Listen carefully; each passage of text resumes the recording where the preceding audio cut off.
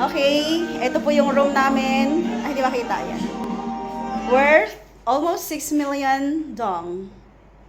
Yan, pero worth it kasi napakaganda. Yan, merong ganyan.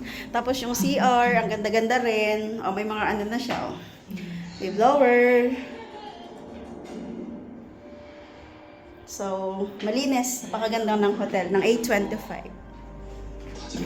So, meron din kaming TV. Merong, ano yan, oven? May oven ba? May locker. Yan, tapos may bed. Kompleto na siya. Yun din nakikita.